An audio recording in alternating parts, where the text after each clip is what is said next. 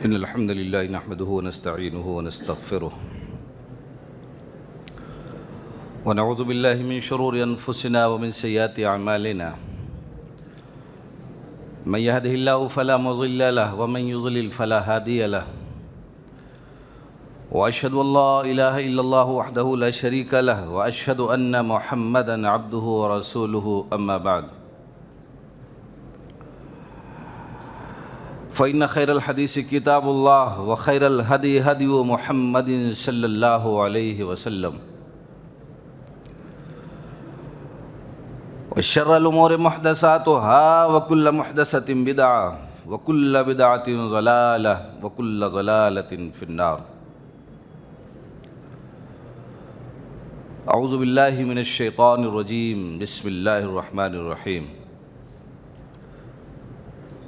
تلك الرسل فضلنا بعضهم على بعض منهم من كلم الله ورفع بعضهم درجات وآتينا عیسی ابن مریم البینات وأیدناہ بروح القدس.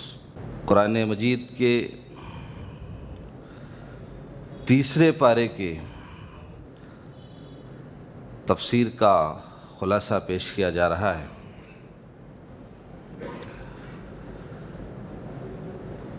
تیسرے پارے کی جو سب سے پہلی آیت کریمہ ہے،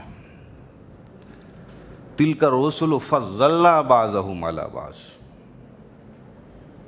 کہ ہم نے بعض نبیوں پر ہم نے فضیلت عطا فرمائی ہے.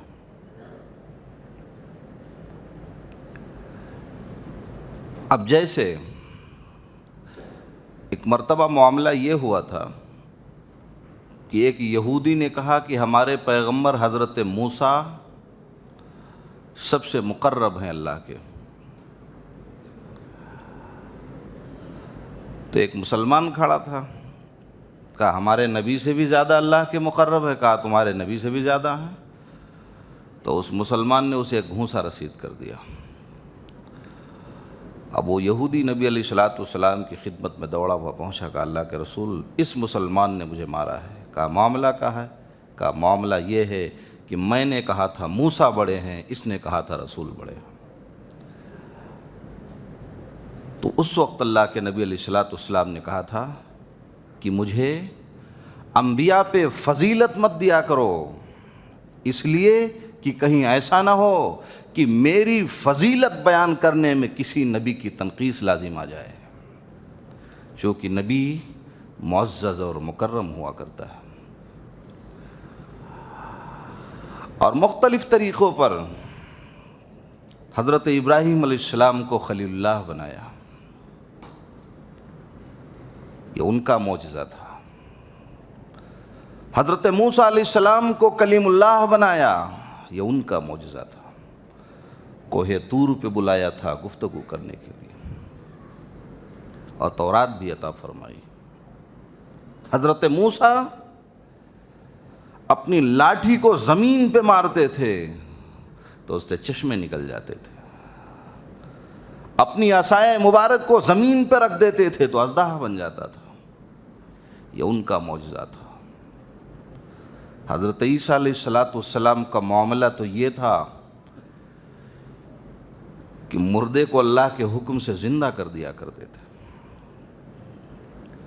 کوڑھ اور برس کے مریض شخص کو ہاتھ پھیر دیتے تھے تو اچھا ہو جاتا تھا. آپ کے جیب میں مال کتنا ہے حضرت عیسیٰ علیہ السلام یہ بھی بتا دیتے تھے. لیکن سب کچھ یہ من جانب اللہ تھا. اللہ نے یہ معجزہ انہیں عطا کیا تھا. اللہ جب خبر دیتا تھا عیسیٰ علیہ السلام کو تب خبر ہوتی تھی. تو تلک الرسل فضلنا بعضهم علی بعض، ہم نے بعض کو بعض پر فضیلت دی، بعض کو کچھ دیا ہے، بعض کو کچھ دیا ہے. وہ ہجرت کی رات تھی، آقا کریم علیہ الصلوۃ والسلام مکہ کی طرف بھاگ رہے ہیں، دشمن پیچھے ہیں، آپ کو بھوک لگی ہے. ایک کٹیا میں آپ پہنچ گئے، دیکھا ایک بوڑھی عورت ہے، کہا امی جان مجھے بھوک لگی ہے، کچھ کھانے کے لیے دے دے. کہا بیٹا کھانے کے لیے تو میرے پاس کچھ نہیں ہے. کہا یہ بکری ہے نا امی، اس کا دودھ ہی پلا دے، مجھے بڑی بھوک لگی ہے. تو اس نے کہا بیٹا یہ تو مدتوں ہو گئے، اس بکری نے تو دودھ دینا چھوڑ دیا ہے. حضور علیہ الصلوۃ والسلام مسکرائے، کہا امی مجھے اجازت دے، میں تجربہ کر کے دیکھ لیتا ہوں. عورت نے سوچا بڑا ضدی انسان ہے، اسے بھوک لگی ہے. مسکرائے، اجازت مل گئی. برتن منگایا، پیالہ منگایا، تھن کو ہاتھ لگایا. وہ بکری جو مدتوں سے جس نے دودھ دینا بند کر دیا تھا اتنی کثرت سے دودھ دے رہی تھی، محسوس یہ ہوتا تھا یہ بکری مدتوں سے اسی مسافر کا انتظار فرما رہی تھی. یہ نبی کا معجزہ تھا. غزوہ خندق کے موقع پر حضرت جابر رضی اللہ تعالیٰ عنہ نے آپ کی دعوت لے لی، چپکے سے دعوت لی. کہا نبی کو بھوک لگی ہے، اپنے گھر پہ کھانا کھلا دیتا ہوں. تو نبی علیہ الصلوۃ والسلام نے تمام صحابہ کرام نے میں خبر پھیلوا دی. کہا چلو چلو، حضرت جابر نے دعوت لی ہے. تو میاں بیوی پریشان ہو گئے. کہا ایک دو آدمی آ جاتے ٹھیک ہے، یہ 100 آدمی کیسے کھانا کھلاؤں گی. پہنچ گئے. نبی علیہ الصلوۃ والسلام نے کھانے میں برکت کی دعا فرمائی اور تقریباً 100 صحابہ کرام یا اس سے زائد نے کھانا کھا لیا، لیکن پہلے جتنا کھانا برتن میں رکھا تھا اتنا باقی بچ گیا. یہ نبی علیہ الصلوۃ والسلام کا معجزہ تھا. تلک الرسل فضلنا بعضهم علی بعض منهم من کلم اللہ ورفع بعضهم درجات. تو بعض کو اللہ نے بعض پر فضیلت عطا کی ہے اور جس کو چاہا وہ نواز دیا.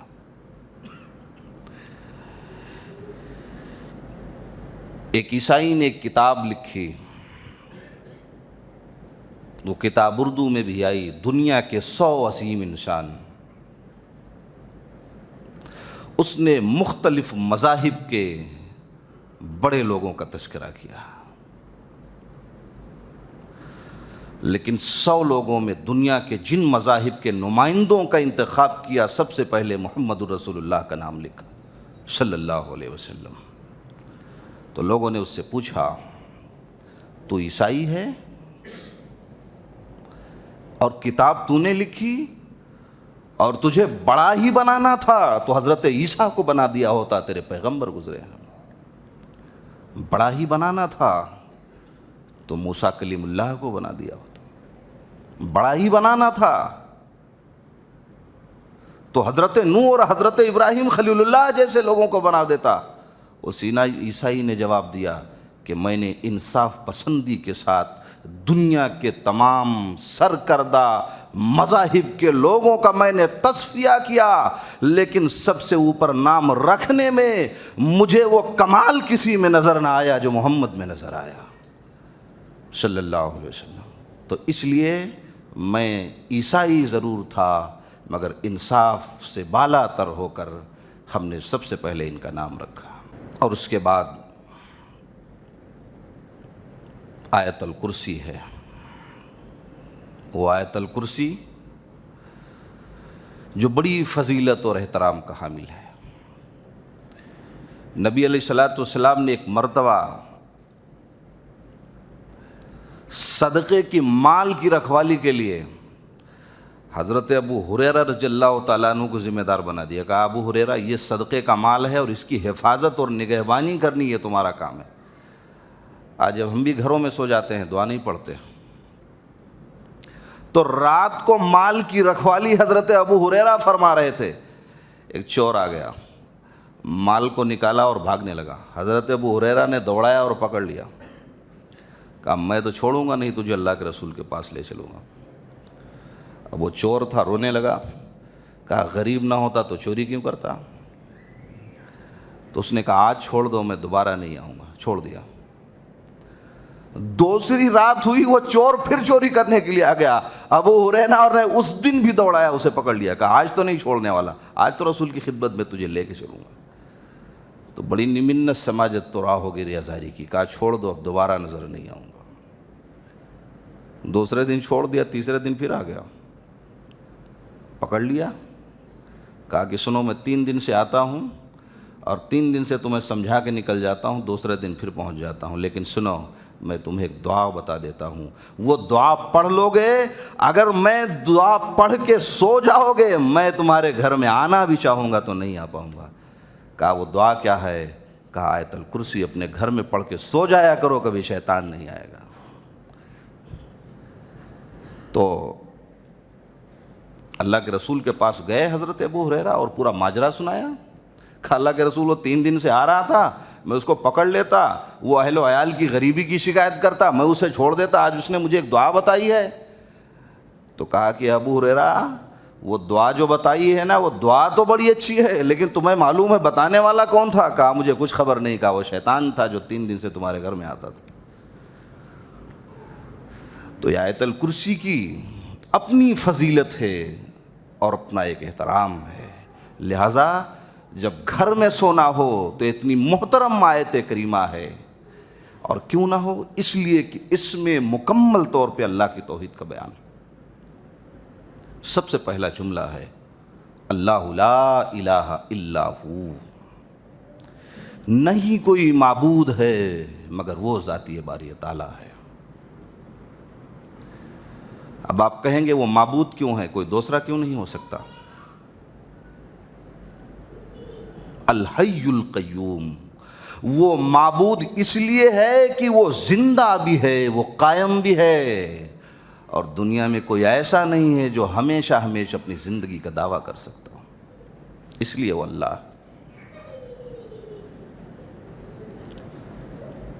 لا تأخذہ سنۃ ولا نوم، اسے نہ کبھی اونگ آتی ہے نہ اسے کبھی نیند آتی ہے۔ اونگ، آپ دیوار سے ٹیک لگا کے بیٹھے سن رہے ہیں، آپ کو اونگ آئی، اونگ نے نیند کی شکل اختیار کر لی۔ لا تأخذہ سنۃ ولا نوم، ارے وہ عرش والا تو وہ ہے، نہ اسے کبھی اونگ آتی ہے نہ اسے کبھی نیند آتی ہے۔ معلوم یہ ہوا کہ اللہ تو اونگ یہ غفلت کی ابتدا ہے اور نیند یہ غفلت کی انتہا ہے، لہٰذا اللہ غفلت کی ابتدا سے بھی پاک ہے، غفلت کی انتہا سے بھی پاک، اس لیے وہ اللہ۔ لا تأخذہ سنۃ ولا نوم، اسے کبھی اونگ نہیں آئی ہے، اسے کبھی نیند نہیں آئی ہے، اس لیے وہ اللہ ہے۔ لہ ما فی السماوات و ما فی الارض، زمین و آسمان میں جو کچھ بھی ہے، قطرے قطرے اور ذرے ذرے کا وہ مالک ہے، اور بلا کسی شرکت غیر مالک ہے۔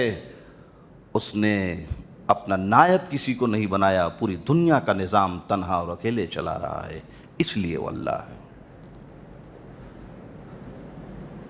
من ذا الذی یشفع عندہ الا بإذنہ، ارے کون ہے جو میدان محشر میں اس کی اجازت کے بغیر رب کی بارگاہ میں جا کے کوئی سفارشی بن جائے؟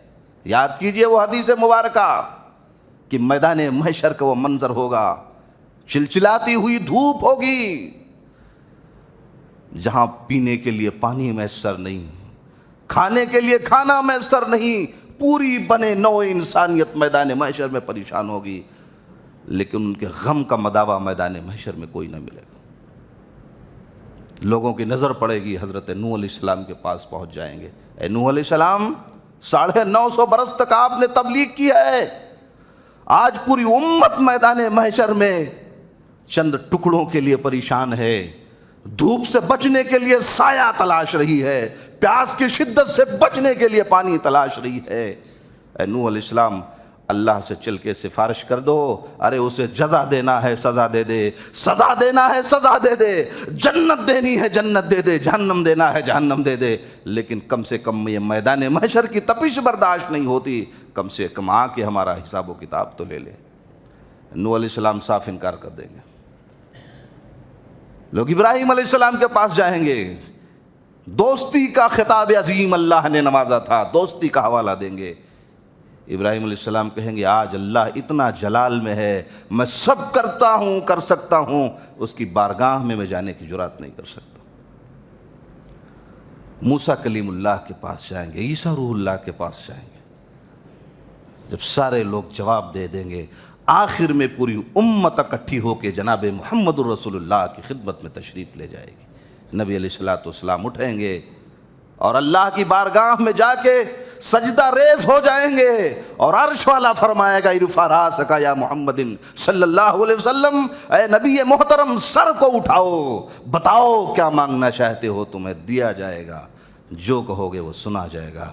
اس کے بعد آپ سفارشی بنیں گے، اللہ میدان محشر میں جا کے اپنی میری امتیوں کا حساب و کتاب لے لے۔ ان کی پریشانی اب بحیثیت رسول مجھ سے دیکھی نہیں جاتی۔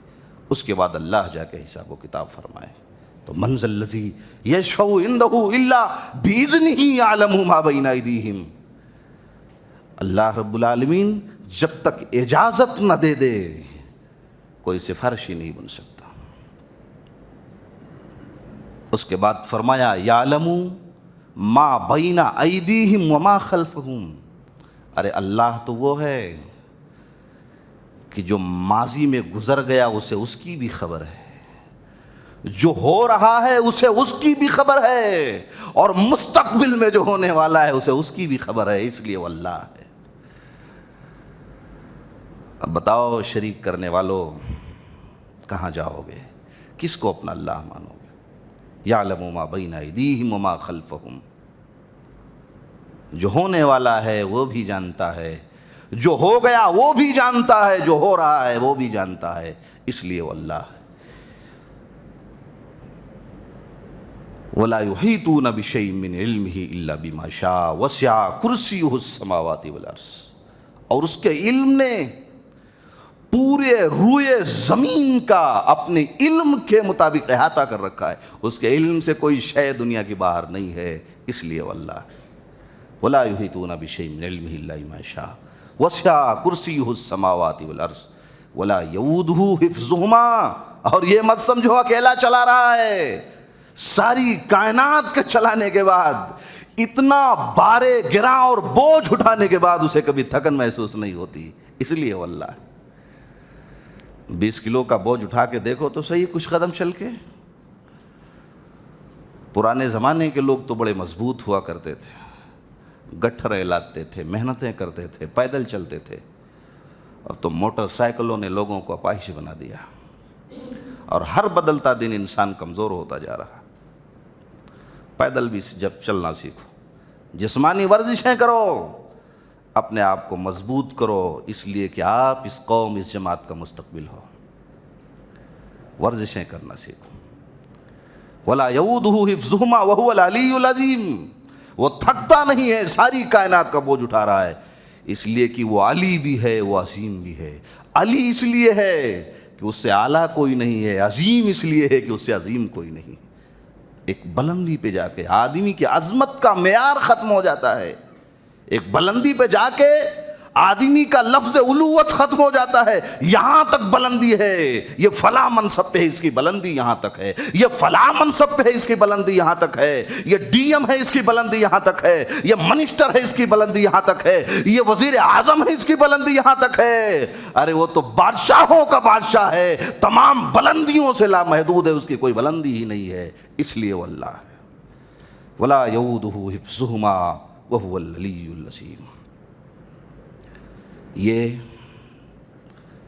آیت الکرسی کی ایک مختصر سی وضاحت تھی جو میں نے آپ کے سامنے پیش فرما دی۔ اس کے بعد فرمایا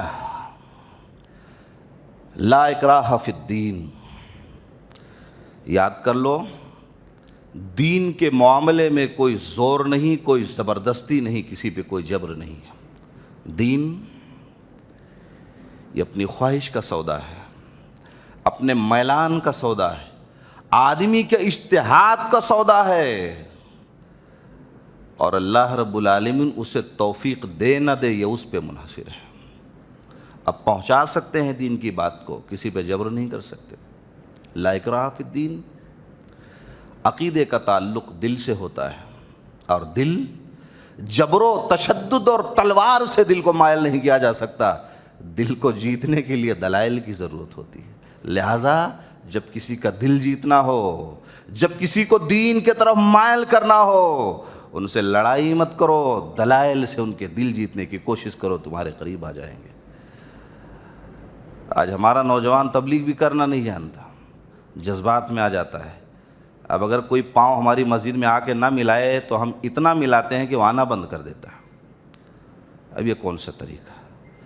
ہم کسی کی تبلیغ کر سکتے ہیں، صحیح بات کسی کو بتا سکتے ہیں، نبی کے فرمودات کو اس کے سامنے رکھ سکتے ہیں، لیکن ہم کسی پہ جبر نہیں کر سکتے، یہ اختیار ہمیں نہیں ہے۔ وہ آدمی آنا بند کر دیتا ہے۔ میں دیکھتا ہوں صفوں میں بہت سی کمیاں ہیں، اور یہ حدیث رسول ہے کہ نبی علیہ الصلوۃ والسلام نے فرمایا لوگوں صفوں کو درست کر لو، اگر صفوں میں اختلاف کرو گے اللہ تمہارے دلوں میں اختلاف ڈال دے گا۔ تو صفوں کو مختلف کر کے اپنے دل میں اختلاف ڈالنے کا سبب مت بنو، اور کوئی نہیں کرتا ہے تو اسے سمجھاؤ، کسی کے ساتھ زبردستی مت کرو۔ لا اکراہ فی الدین، دین کے معاملے میں کوئی زور زبردستی نہیں۔ آج جمہوریت ہے، کل بادشاہت تھی، اور جمہوریت میں آپ کو بولنے کی آزادی ہے، جواب دینے کی آزادی ہے، بادشاہت میں کسی کو کوئی آزادی نہیں ملتی۔ جو بادشاہوں کا دین ہوتا ہے وہی لوگوں کا دین ہوا کرتا ہے۔ آج ہمارے اوپر الزام ہے ہم نے جبراً لوگوں کو مسلمان بنایا ہے، ہم نے زبردستی کلمے پڑھوائے ہیں۔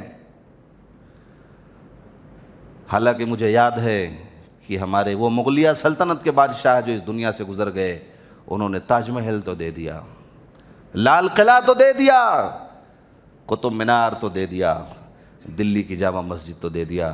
مسلمانوں بتاؤ ہندوستان کی سرزمین میں ایک مدرسہ بھی انہوں نے دیا ہے کہ نہیں دیا ہے؟ یہ ان کے دین کا معیار تھا، وہ کسی کو مسلمان کیا بناتے؟ وہ تو خود دین اسلام پہ قائم نہ رہ سکے، لیکن جب تک انہوں نے چلایا ہے، مجھے یاد ہے اورنگزیب رحمۃ اللہ علیہ، عالمگیر، یہی اتر پردیش بنارس کی سرزمین تھی، انصاف کا وہ عادل حکمراں محمد ابراہیم نام کا ایک کوتوال تھا بنارس کی دھرتی پر، ایک غیر مسلم لڑکی اس نے غلط نگاہ سے دیکھ لیا تھا۔ اورنگزیب نے اسے بلوایا، ایک ہاتھی بلوائی، اور ایک ہاتھی میں ابراہیم کوتوال کا ایک پاؤں تھا، دوسرے ہاتھی کے پاؤں میں دوسرا تھا، اور پوری بنارس کی سرزمین میں تڑپا تڑپا کے موت کے گھاٹ محمد بن ابراہیم کو کروا دیا تھا، اور کہا تھا یاد کر لو یہ سزا میں نے تمہیں اس لیے دی تھی تاکہ ہندوستان کی سرزمین کا ہندو جان لے کہ اورنگزیب جب تک حکمراں ہے کسی ہندو پہ میں ظلم نہیں ہونے دوں گا۔ یہ انصاف ہم نے کیا ہے، کسی پہ جبر نہیں کیا۔ آج گھر واپسی کے نام پہ سارے مظالم جائز ہو چکے ہیں۔ لا اکراہ فی الدین، ہم کسی پہ ظلم اور زبردستی نہیں کریں گے، اور الحمدللہ زبردستی کرنے کی بھی ضرورت نہیں ہے۔ کرنول والو 4 مسجد اگلے سال بناؤ، انشاءاللہ وہ بھی بھر جائے گی، ہم زبردستی کیوں کریں گے؟ زبردستی تو وہ کرے جن کے پاس بتانے اور دکھانے کے لیے کچھ نہیں۔ اس کے بعد اللہ نے فرمایا وَكَالَّذِي مَرَّ عَلَىٰ قَرْيَةٍ وَهِيَ خَاوِيَةٌ عَلَىٰ عُرُوشِهَا قَالَ أَنَّىٰ يُحْيِي هَٰذِهِ اللَّهُ بَعْدَ مَوْتِهَا فَأَمَاتَهُ اللَّهُ مِائَةَ عَامٍ ثُمَّ بَعَثَهُ قَالَ كَمْ لَبِثْتَ قَالَ لَبِثْتُ يَوْمًا أَوْ بَعْضَ يَوْمٍ قَالَ بَل لَبِثْتَ مِائَةَ عَامٍ فَانظُرْ إِلَىٰ طَعَامِكَ وَشَرَابِكَ لَمْ يَتَسَنَّىٰ وَانظُرْ إِلَىٰ حِمَارِكَ وَلِنَجْعَلَكَ آيَةً لِلنَّاسِ۔ مفسرین نے لکھا اس آیت کریمہ کی تفسیر میں حضرت عزیر علیہ السلام، اس کا ترجمہ یہ ہے کہ کیا آپ نے اس شخص کو نہیں دیکھا جو ایک شہر سے گزر رہا تھا، اور وہ شہر، وہ بستی پوری ویران ہو چکی تھی، لوگ مر چکے تھے۔ تو حضرت عزیر علیہ السلام ایک راستے سے جا رہے تھے، تو دیکھا پوری بستی ویران ہے، بستی کے لوگ بھی مر چکے ہیں، تو کہا کہ یہ بستی ویران ہے، بستی کے لوگ مر گئے، اللہ انہیں دوبارہ کیسے زندہ کرے گا؟ ایک ذہن میں وسوسہ پیدا ہوا، اللہ سے سوال کر لیا، اللہ نے کہا ٹھیک ہے اب تمہیں ہی مار دیتا ہوں اور تمہاری ذات پر تجربہ کرتا ہوں۔ مار دیا حضرت عزیر علیہ السلام کو، اور 100 سال تک کے لیے انہیں موت دے دی۔ راستے میں جا رہے تھے، مسافر تھے، 100 سال تک کے لیے موت دے دی، اور ان کے پاس کھانے پینے کی چیزیں تھیں، انگور تھا، انجیر تھا، دوسری اشیاء کھانے کے لیے تھی، ان کے پاس سواری کے لیے گدھا تھا جس پہ وہ سوار ہوتے تھے، تو ان کو بھی مار دیا، ان کے گدھے کو بھی مار دیا، اور 100 سال کے بعد دوبارہ زندہ کیا۔ اور جب زندہ کیا تو کہا بتاؤ کتنے سال تک دنیا میں نہیں تھے؟ کہا شاید دن کا کچھ حصہ یا دن پورا دن تھا، میں اس دنیا میں نہیں تھا۔ چونکہ جب ان کی موت واقع ہوئی تھی تو سورج طلوع ہو رہا تھا، اب اللہ نے جب زندہ کیا تو سورج غروب ہونے کا ٹائم تھا، انہوں نے سمجھا شاید صبح سے شام ہوا ہے، تو اللہ نے فرمایا 100 سال تک ہم نے اس دنیا سے تمہیں نیست و نابود کر دیا تھا، تم دنیا میں نہیں تھے۔ اور کہا یہ دیکھو یہ سامان تمہارا ہے؟ کہا اللہ رب العالمین ارے یہ تو وہ انگور ہے جو میں رکھ کے مرا تھا، ارے یہ تو وہ انجیر ہے جو کھانے کے لیے میں لایا تھا۔ اور کہا یہ گدھا تمہارا مرا ہوا ہے، دیکھ رہے ہو تمہارا ہی ہے نا، گل سڑ چکا ہے۔ کہا ہاں۔ کہا زندہ کروا دوں؟ کہا اللہ زندہ کروا دے۔ کہا زندہ بھی کر دیا، دیکھ لو۔ کہا ان اللہ علی کل شیء قدیر، اللہ میں نے جان لیا ہے کہ تو ہر چیز پہ قادر ہے، تیری رحمت سے کوئی چیز دور نہیں ہو سکتی۔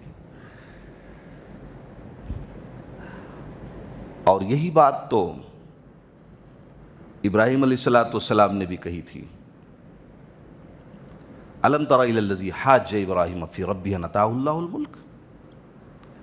ابراہیم علیہ السلام نے کہا کہ وَإِذْ قَالَ إِبْرَاهِيمُ رَبِّ أَرِنِي كَيْفَ تُحْيِي الْمَوْتَىٰ قَالَ وَلَمْ تُؤْمِنْ۔ کہا اللہ رب العالمین یہ بتا مردوں کو کیسے زندہ کرتا ہے؟ تو اللہ نے کہا کیا تجھے یقین نہیں ہے؟ کہا اللہ یقین تو ضرور ہے مگر اطمینان قلب چاہتا ہوں۔ یہ انسان کی ایک بہت بڑی نفسی کمزوری ہے، اطمینان قلب کا خواہش مند ہوتا ہے۔ اور انبیاء کو اللہ رب العالمین نے جو مشاہدات دکھلاتا تھا اس کی وجہ یہ تھی تاکہ انہیں سوال و جواب کرنے ہیں، انہیں بادشاہوں کے دربار میں جانا ہے، انہیں مناظرے کرنے ہیں، انہیں مباحثے کرنے ہیں، تاکہ ان کا ایمان اور عقیدہ اپنے رب پہ مضبوط ہو جائے۔ اس لیے اللہ رب العالمین ان کے ساتھ یہ معاملات کرواتا تھا۔ تو اللہ نے کہا ٹھیک ہے پرندوں کو اٹھاؤ اور انہیں ٹکڑے ٹکڑے کر دو، اور ٹکڑے ٹکڑے کرنے کے بعد ان پرندوں کو 4 پہاڑوں کی طرف لے جا کے رکھ دو، 4 پہاڑیاں ہوں وہاں لے جا کے رکھ دو چاروں طرف۔ حضرت ابراہیم علیہ السلام نے ذبح کیا پرندوں کو، ہاتھ پاؤں کاٹے اور 4 جگہ پہ لے جا کے رکھ دیا۔ اللہ نے کہا رکھ دیا؟ رکھ دیا۔ کہا مار دیا؟ مار دیا۔ جان لے لی؟ لے لی۔ کہا زندہ کر دوں؟ کہا اللہ زندہ کر دے، وہی تو دیکھنے آیا ہوں۔ اللہ نے کہا ابراہیم جا، میں نے زندہ کر دیا۔ اللہ نے صدا دی اور سارے کے سارے پرندے زندہ ہو گئے، ایک جگہ آ کے جمع ہو گئے۔ قال بلا ولکن لیطمئن قلبی قال فخذ 4 من الطیر فصرهن الیک ثم اجعل علی کل جبل منهن جزءا ثم ادعهن یاتینک سعیا واعلم ان اللہ عزیز حکیم۔ آج جان لیا کہ اللہ تو غالب بھی ہے تو حکمت والا بھی ہے۔ یہ مشاہدات اطمینان اور یقین کے لیے، تاکہ آدمی کہیں مباحثے میں جائے تو کمزور نہ پڑے۔ آپ کے زمانے کا نمرود، اس نے کہا کہ تمہارے خدا میں نئی بات کون سی ہے؟ تم کہتے ہو خدا ہے، میں بھی تو خدا ہوں۔ کہا اچھا۔ اذ قال ابراہیم ربی الذی یحیی و یمیت، کہا میرا اللہ تو وہ ہے جو مار بھی دیتا ہے زندہ بھی کر دیتا ہے۔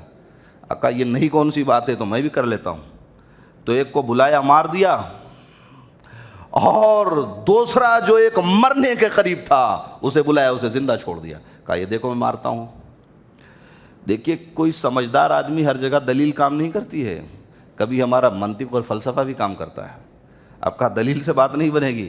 کہا اچھا تم اللہ ہو، تم مارتے بھی ہو زندہ بھی کرتے ہو، مان لیا، لیکن یہ بتاؤ میرا رب تو سورج کو مشرق سے نکالتا ہے مغرب میں ڈبو دیتا ہے، میں چاہتا ہوں تم آج مغرب سے نکال کے دکھا دو، مشرق میں ڈبو کے دکھا دو۔ تو سورج تو تب سے نکلتا تھا جب نمرود پیدا بھی نہیں ہوا تھا۔ تو ہمارے منطق، ہمارے فلسفے کبھی کبھی دلائل سے زیادہ کام آتے ہیں۔ علامہ ثناء اللہ امرتسری رحمۃ اللہ علیہ بہت بڑے مناظر گزرے ہیں، آپ کتابیں پڑھیے ان کے مناظروں کی، بڑا حکیمانہ جواب دیا۔ ایک مرتبہ آپ سفر میں تھے اور آپ کو بھوک لگی اور توشہ اپنا نکالا ثناء اللہ امرتسری رحمۃ اللہ علیہ نے، اور اس میں گوشت تھا، گوشت کو کھانے لگے۔ بغل میں غیر مسلم بیٹھا ہوا تھا، اس نے کہا یہ بتاؤ یہ گوشت ہے؟ کہاں گوشت ہے؟ کہا سور بھی تو گوشت ہے، اسے کیوں نہیں کھاتے؟ کہا اچھا۔ کہا فرق تو کچھ نہیں ہے؟ کہا اچھا ٹھیک ہے جواب دیتا ہوں۔ تو ان کے سیٹ کے سامنے جو غیر مسلم بیٹھا تھا اس کے ساتھ میں 2 عورتیں بیٹھی ہوئی تھیں. کہا یہ کون ہے؟ کہا یہ میری ماں ہے. کہا یہ کون ہے؟ کہا یہ میری بیوی ہے. کہا کیا فرق ہے، یہ بھی انسان ہے وہ بھی انسان ہے، جو رشتہ تمہاری بیوی سے اپنی ماں سے کیوں نہیں کر لیتے؟ یہ حکیمانہ جواب. حیران و ششدر رہ گیا. تو کہا سن لو، جس طرح بیوی کی محبت الگ ہے، ماں کی محبت الگ ہے، دونوں کے رشتے الگ الگ ہیں، اسی طرح یہ گوشت ہے اللہ نے اسے حلال قرار دیا ہے، وہ سور کا گوشت ہے اسے حرام قرار دیا ہے. تو یہ منطق، یہ فلسفے اسے سمجھو، یہ دین کی بنیاد کو مضبوط کرنے کے لیے، اسلام کی تبلیغ اور نشر و اشاعت کے لیے ہمارے لیے بڑے بڑے کام آئیں گے. اس کے بعد اللہ نے فرمایا مثل الذین ينفقون اموالهم فی سبیل اللہ کمثل حبہ. انفاق فی سبیل اللہ اور یہ رمضان المبارک کا مہینہ، جو لوگ اللہ کی راہ میں مال کو خرچ کرتے ہیں ان کی مثال اس دانے کی طریقے سے ہے جیسے کوئی دانہ ہے، اس میں 7 بالیاں ہوں اور ہر بالی میں 100 دانے ہوں. اب یہ تعجب سے پرے چیز ہے کہ ایک بالی ہے، اس میں 7 بالیاں ہیں اور اس بالی میں 100 دانے ہوں. اللہ رب العالمین نے فرمایا جس طرح اللہ رب العالمین نے اتنا عطا کیا ہے، رب کی راہ میں خرچ کرو گے ان 100 دانوں سے اللہ کہیں تمہیں زیادہ عطا فرمائے گا. لیکن ایک بات اور جان لو، آج خرچ کرنے کا انداز بدل گیا. خرچ کرنا بھی ہے تو خلوص نیت اور اخلاص نیت کے ساتھ. الذین ينفقون اموالهم فی سبیل اللہ ثم لا يتبعون ما انفقوا منا ولا اذى لهم اجرهم عند ربهم.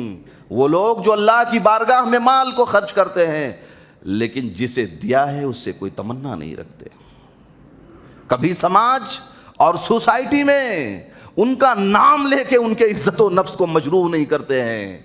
ایسے لوگوں کے لیے کہا اللہ رب العالمین نے ولا خوف علیہم ولا هم یحزنون. میرے خرچ کرنے والے بندو، اپنی محنت کی اور مشقت کی گاڑی کمائی سے دینے والے بندو، تم گھبراؤ نہیں. قیامت کا دن ہوگا، خوف بھی دور کر دیں گے، حزن بھی دور کر دیں گے، تم مامون ہو کے میری عدالت میں آؤ گے. پچھلے سال اخبارات میں ایک رپورٹ چھپی، عید کی پیکٹ تقسیم ہو رہی تھی اور پیکٹ تقسیم کرتے ہوئے لوگوں نے اسے فوٹو لے لیا، اس تنظیم کے لوگوں نے، اور فوٹو لے لیا اور فوٹو اخبارات میں آ گئی. وہ عورت عید کا پیکٹ لے کے اپنے گھر جاتی ہے، ماں کا فوٹو اخبار میں ہے. بیٹے جب گلی میں ٹہلنے کے لیے نکلتے ہیں لوگ طنز کرتے ہیں. ماں بڑی حیران ہوئی، اس نے عید کا پیکٹ تھیلے میں رکھا، اس تنظیم کے پاس لے کے پہنچی.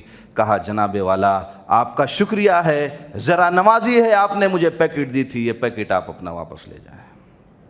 تو کم سے کم کسی کو دو تو داہنے ہاتھ کو دو، بائیں ہاتھ کو خبر نہ پڑے. یہ ہماری عزت نفس کے لیے خطرہ نہ بنے. ہم دیں تو کسی کو محبت کے ساتھ دیں، ہم دیں تو اسے کوئی واسطہ نہ رکھیں، کوئی کام نہ لیں، تب یہ ہماری انفاق فی سبیل اللہ قبول ہوگی.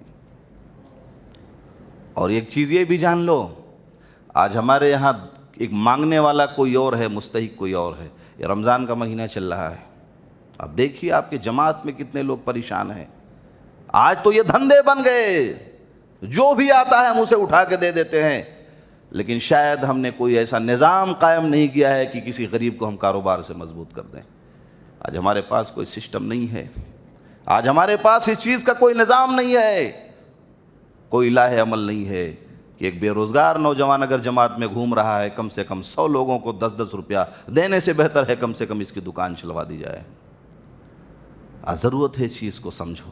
اسی لیے قرآن نے کہا للسائل والمحروم، سائل کا بھی حق ہے، محروم کا بھی حق ہے. سائل تو اس لیے سائل ہے کہ وہ مانگ رہا ہے، اور محروم کو اس لیے محروم کہا گیا کہ وہ حقدار ہے لیکن محروم ہے. کسی شاعر نے کہا تھا کہ کبھی ہاتھوں کو نہ دیکھو، کبھی آنکھیں بھی پڑھو. صرف ہاتھوں کو نہ دیکھو، کبھی آنکھیں بھی پڑھو. کچھ سوالی بڑے خوددار ہوا کرتے ہیں. آج خوبصورت لباسوں میں گھومنے والے لوگ جن کو چہروں پہ ہمیشہ مسکراہٹ ہوتی ہے، ضروری نہیں وہ بڑے خوشحال ہوں، ضروری نہیں وہ سماج کے اچھے لوگ تو ہیں لیکن حالات برابر ہوں، ہو سکتا ہے ان کے کاروبار بگڑ گئے ہوں، ہو سکتا ہے ان کے حالات اچھے نہ ہوں، ہو سکتا ہے کل لاکھوں میں خرچ کرنے والے زمین پہ آ گئے لیکن اس کی غیرت نے گوارا نہ کیا کہ جماعت کے لوگوں سے ہاتھ پھیلا کے ہم مانگ سکیں ہمارا کاروبار مضبوط کر دو۔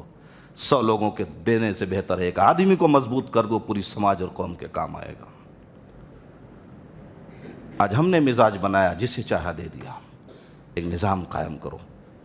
اور اس کے بعد اللہ نے فرمایا یا ایھا الذین آمنوا لا تبطلوا صدقاتکم بالمن والعذا کالذی ينفق مالہ رئاء الناس، اے لوگو اپنے صدقے کے مال کو دینے کے بعد کسی پہ احسان جتلا کے، اس احسان کو جتلا کے گنہگار مت بنو۔ تو دینا تو ہے، اب جس کے پاس جو ہو اللہ کی راہ میں خرچ کرے۔ اور اس کے بعد اللہ رب العالمین نے سود کے بارے میں تذکرہ کیا، الذین یاکلون الربا لا یقومون الا کما یقوم الذی یتخبطہ الشیطان من المس۔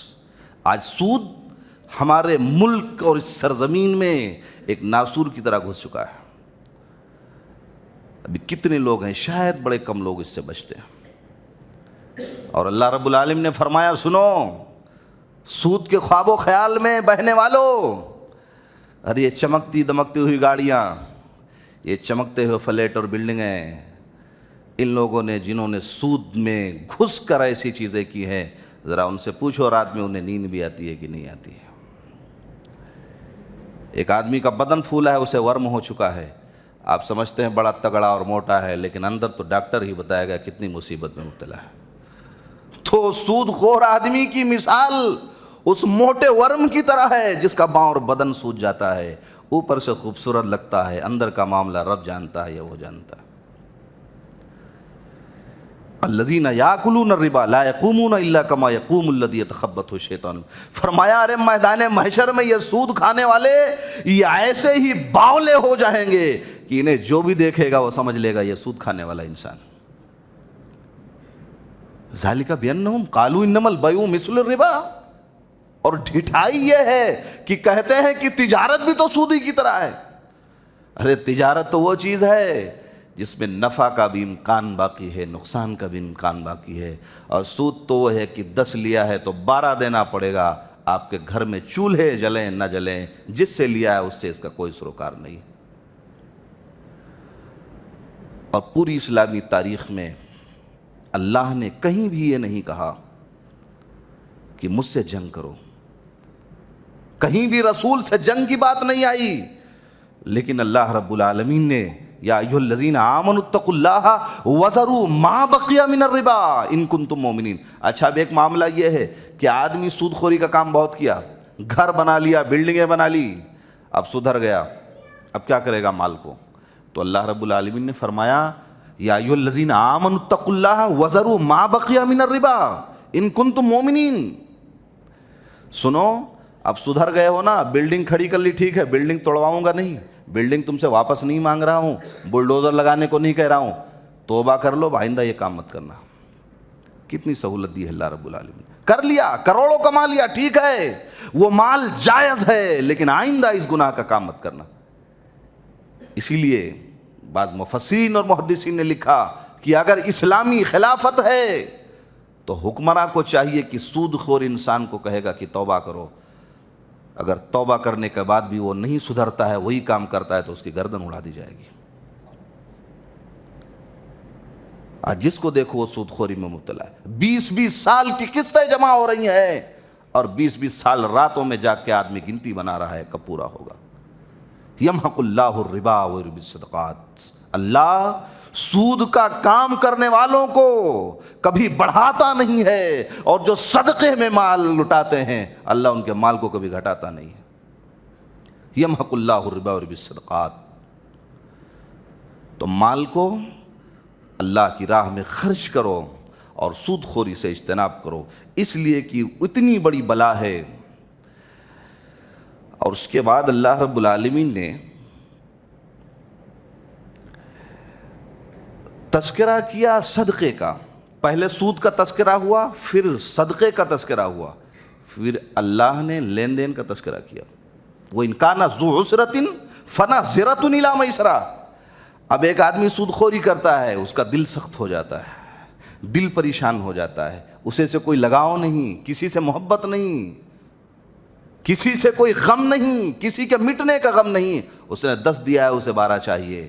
اللہ نے فرمایا سنو، سماج میں ایسی برائیوں کے خاتمے کے لیے اور ایسی اخلاقی رذالت کو ختم کرنے کے لیے وَإِنْ كَانَ ذُو عُسْرَةٍ فَنَظِرَةٌ إِلَىٰ مَيْسَرَةٍ، کسی کو سود مت دو مسلمانوں، اگر وہ پریشان حال ہے تو اس کے صدقہ دے کے اس کی مدد کرو.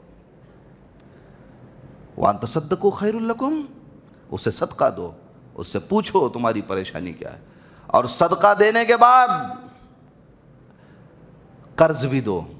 اگر تمہارے قرض کو واپس کر سکتا ہے تو ٹھیک ہے، ورنہ کہو جاؤ میں نے اللہ کے لیے صدقہ دے دیا. میدان محشر میں ایک آدمی آئے گا، اس کے پاس کوئی نیکی نہیں ہوگی، صرف ایک نیکی ہوگی. اللہ رب العالمین بلائے گا، سامنے کھڑا کرے گا، کہا کوئی نیکی یاد ہے؟ کہا اللہ رب العالمین نیکی تو کوئی نہیں یاد آ رہی ہے. کہا یاد کر. یاد کرتے کرتے کرتے کرتے کہے گا اللہ مجھے ایک نیکی اپنی یاد آ رہی ہے. کہا کون سی؟ کہا میرا معاملہ یہ تھا کہ میں قرضہ بہت دیا کرتا تھا، میں تاجر آدمی تھا، اور جب اپنے ملازموں کو قرض دار کی واپسی کے لیے قرضے کے بھیجتا تھا تو ان سے کہتا تھا سنو اچھا سلوک کرنا، اگر وہ نہ دے سکے تو واپس پلٹ آنا. اللہ رب العالمین کہے گا اس کے سوا کوئی بھی نیکی نہیں ہے؟ کہے گا کوئی نیکی نہیں. اللہ رب العالمین کہے گا میرے بندے تو نے دنیا میں میرے بندوں کے ساتھ سہولت کی، قرضہ دیا واپس بھی نہ لیا، جا آج میدان محشر کا دن ہے، میں نے تیرے ساتھ سہولت کر دیا ہے. تو اتنی بڑی دولت ہے کہ کم سے کم قرض اگر دیتے ہو تو اس کو سہولت دینا سیکھو، اللہ اس کا نعم البدل آپ کو قیامت کا دن دے گا. اور سود جو ہمارے سماج اور معاشرے میں بالکل سرایت کر چکا ہے، ہمارے گھروں میں گھس چکا ہے، اس سے بچنے کی کوشش کرو. نبی علیہ الصلوۃ والسلام نے فرمایا تھا سود کے 73 درجے ہیں اور 70 درجے ہیں، ان 70 درجوں میں آخری درجہ یہ ہے کہ آدمی اپنی ماں کے ساتھ سوتا ہو. کون سا گنہگار ہے جو اس دنیا میں تصور کر سکتا ہے اس اخلاقی گراوٹ کا؟ تو لہٰذا اللہ رب العالمین سے لو لگاؤ، مدد مانگو، اور اس نظام سے جب نکلنا چاہو گے تو اللہ نکالنے کا راہ آسان فرما دے گا، اور اگر گھسنا چاہو گے تو گھسے رہو گے. اچھا ایک کمی ہم لوگوں میں اور ہوتی ہے، ہم لوگ لکھنے پڑھنے کا کام نہیں کرتے. 2 لوگوں میں دوستی ہو گئی، فلاں نے فلاں کو 10,000 دے دیا، لکھا نہیں. فلاں دوست نے کسی ٹائم پہ 20,000 دے دیا، لکھا نہیں. فلاں دوست کی دکان پہ گئے کپڑے لے لیا، لکھا نہیں. فلاں کے دوست کے دکان پہ گئے مٹھائی پیکنگ کروا لی، لکھا نہیں. اب جب کبھی دوستی میں کھٹاس پیدا ہو گئی، ارے میں نے اتنا دیا تھا، وہ کہتا میں اتنا دیا تھا، ثبوت کیا ہے؟ کسی نے لکھا نہیں ہے. تو اگر دوستی کو قائم رکھنا چاہتے ہو، یا ایھا الذین آمنوا اذا تداینتم بدین الی اجل مسمى فاکتبوا ولیکتب بینکم. قرآن مجید کی یہ سب سے بڑی آیت کریمہ ہے، پوری ایک صفحے پہ آیت کریمہ پھیلی ہوئی ہے. اور نماز کا بیان، روزوں کا، حج زکوٰۃ کا بیان نہیں ہے، اس میں بیان ہی یہی ہے کہ لوگوں جب ایک دوسرے کو دو تو لکھ لیا کرو، ورنہ نقصان تمہارا ہوگا. دوستی میں کھٹاس اور خلش پیدا ہوگی، لکھا کرو. اور گواہ بھی بنا لو، 50,000 دیا ہے، کب دو گے؟ لکھ لیا جائے. گواہ کون ہے؟ لکھ لیا جائے. گواہ بھی مر گیا تو کاغذ آپ کے کام آئے گا. آج لکھنے کا سلسلہ ہم نے ختم کر دیا. اس کے بعد للہ ما فی السماوات و ما فی الارض وان تبدوا ما فی انفسکم او تخفوہ یحاسبکم باللہ. تم اپنے دل میں جو کچھ بھی چھپاؤ گے، اللہ تو زمین و آسمان کا مالک ہے. وَإِن تُبْدُوا مَا فِي أَنفُسِكُمْ أَوْ تُخْفُوهُ يُحَاسِبْكُم بِاللَّهِ. اور جو بھی ظاہر کرو گے اللہ سب جانتا ہے. جب یہ آیت کریمہ نازل ہوئی تو صحابہ کرام بیچارے پریشان ہو گئے، کہا یار تو عجیب معاملہ ہے، اللہ تو دل کی بھی بات جانتا ہے، حساب بھی فرما لے گا، ہم کہاں جائیں؟ ارے اس نے نماز فرض کر دیا، ہم نماز پڑھتے تھے، یہ ہمارے اختیار میں تھا. حج کو فرض کیا، حج ہم نے کیا، یہ ہمارے اختیار میں تھا۔ زکوٰۃ فرض کیا، صاحب حیثیت ہوتے ہوئے زکوٰۃ دیا، یہ ہمارے اختیار میں تھا۔ اب اللہ تو یہ کہتا ہے تمہارے دل کی بات جانتا ہوں، اس پہ بھی پکڑ کر لوں گا۔ اب دل تو ہمارے اختیار میں نہیں ہے، وسوسے تو آتے جاتے رہتے۔ تو صحابہ کرام نبی علیہ الصلوۃ والسلام کی خدمت میں پہنچ گئے، اس کا علاج بتائیے اب کیا ہوگا؟ تو اللہ کے نبی نے کہا کہ صحابہ کرام فی الحال وہی کہو سمینا و اطعنا، ہم نے سن بھی لیا ہے، اطاعت بھی کر لیا۔ اب یہ بات ہو ہی رہی تھی کہ جبریل علیہ الصلوۃ والسلام دوبارہ آ گئے، لا یکلف اللہ نفسا الا وسعها لها ما کسبت وعلیہا ما اکتسبت ربنا لا تؤاخذنا ان نسینا واخطانا۔ اے نبی محترم صحابہ سے کہہ دو پریشان نہ ہو، اللہ نے ان کے دل میں اٹھنے والے وسوسوں کو معاف فرما دیا ہے۔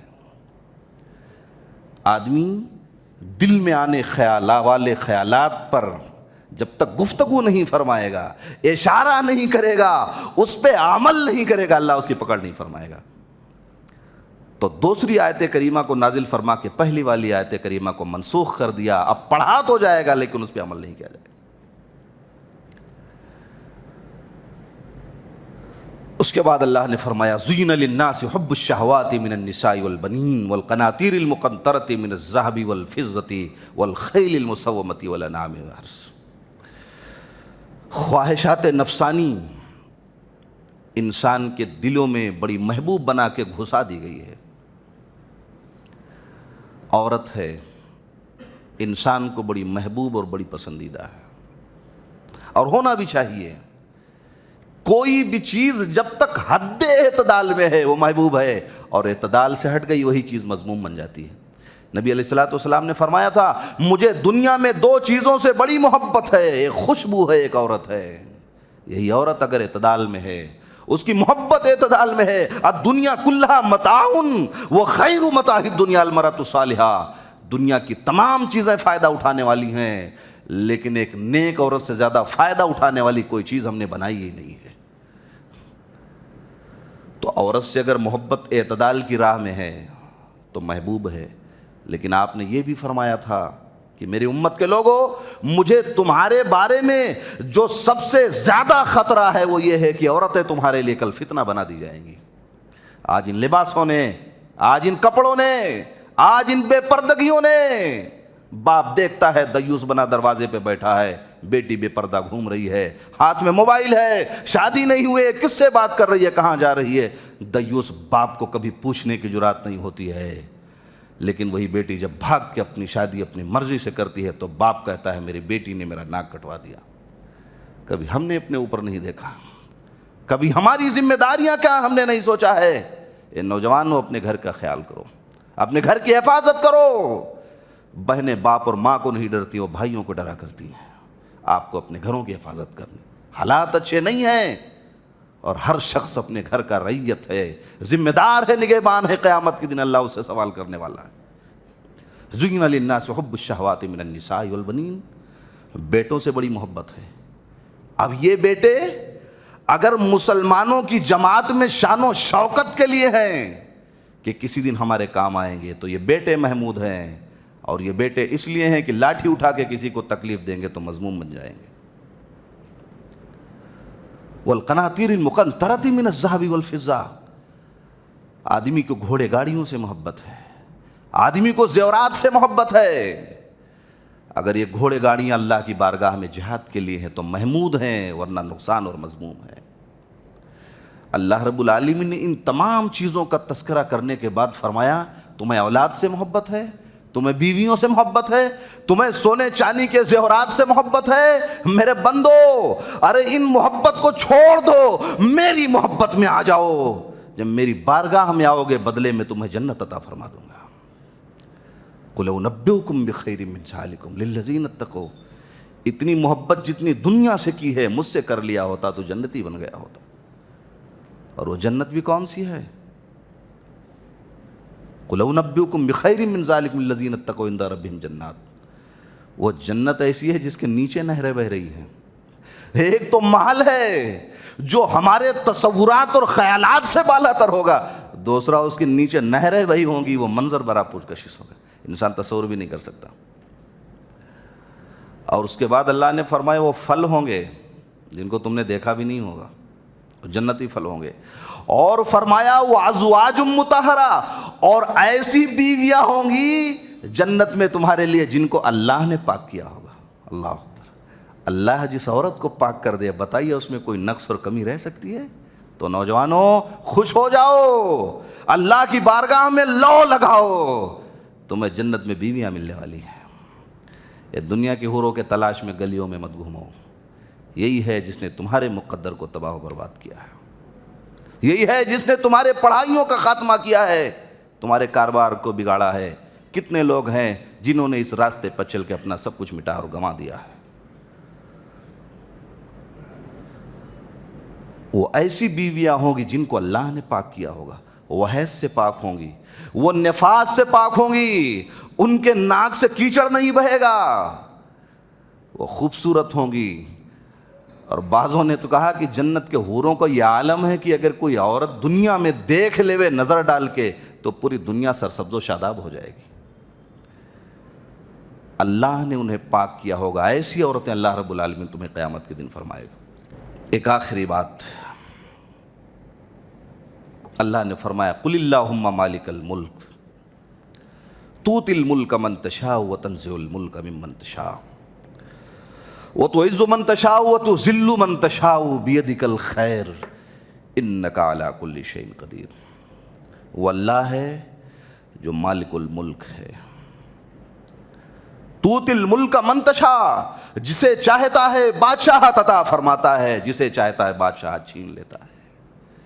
یہ اس کے ہاتھ میں ہے. مقدر ہے وہ بناتا ہے، مقدر ہے وہ بگاڑ دو. وہ تو عز من تشاء وہ تو ذل من تشاء بیدک الخیر، جسے چاہتا ہے عزت عطا فرماتا ہے، جسے چاہتا ہے ذلیل کر دیتا ہے. اور اللہ جسے عزت عطا کرنا چاہے اسے کوئی ذلیل نہیں کر سکتا. جسے ذلیل کرنا چاہے پوری دنیا کی طاقت مل جائے اسے کوئی عزت عطا نہیں کر سکتا. انک علی کل شیء قدیر، وہ ہر چیز کا قادر ہے. حضرت معاذ رضی اللہ تعالیٰ عنہ، یہ آیت کریمہ بڑی اہم ہے، آپ اسے یاد بھی کر لیں، آپ کی زندگی میں کام آئے گا. حضرت معاذ رضی اللہ تعالیٰ عنہ نے نبی علیہ السلام سوال کیا، کہ اللہ کے رسول اگر کوئی آدمی بہت ہی قرضہ ہو گیا ہو اس کے لیے کوئی دعا بتا دیجئے.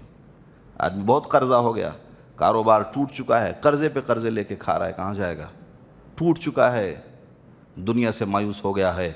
اللہ کے نبی علیہ السلام نے یہی آیت کریمہ پڑھی تھی، قل اللہم مالک الملک تؤتی الملک من تشاء. اللہ جسے چاہتا ہے عزت عطا فرماتا ہے، جسے چاہتا ہے ذلیل کرتا ہے، جسے چاہتا ہے بادشاہ بناتا ہے، جسے چاہتا ہے بادشاہ چھین لیتا ہے. نبی علیہ السلام نے فرمایا معاذ اس دعا کو پڑھتے رہو، احد پہاڑ کے برابر بھی قرض دار ہو گئے، اللہ اس قرضے سے نکلنے کی تمہارے لیے راہ آسان فرما دے گا. اس دعا کو یاد فرما لو. ان الذین کفروا وماتوا وهم کفار فلن يقبل من احدهم ملء الارض ذهبا ولو افتدى به ولهم عذاب الیم. اور جن لوگوں نے کفر کیا ہے، اللہ کو نہیں سمجھا ہے، اور سمجھ کے بھی اللہ کو نہیں مانا ہے یا اللہ کی نہیں مانا ہے، وہ آدمی قیامت کے دن تصور کرے گا عرش والے اگر پورے روئے زمین کا سونا اگر دے کے میں بچ جاتا تو آج کم سے کم تیری رحمت اور امان میں ہو جاتا. اللہ فرمائے گا میرے بندے تیرے مجھے سونے اور ذخیرے کا کام نہیں ہے، اس لیے کہ دنیا میں ایک مرتبہ بھی تو نے لا الہ الا اللہ نہیں پڑھا تھا. ذہبا ولو افتدی بہ ولہم عذاب الیم. اور ایسے لوگوں کے لیے اللہ عز و جل نے دردناک عذاب تیار کر رکھا ہے. اللہ سے دعا ہے بار الہ ہم تمام مسلمانوں کو جو کچھ بھی سنا ہے، جو کچھ بھی کہا ہے، اس پر عمل کرنے کی توفیق عطا فرمائے. آمین. وآخر دعوانا الحمدللہ رب العالمین. السلام علیکم ورحمۃ اللہ وبرکاتہ.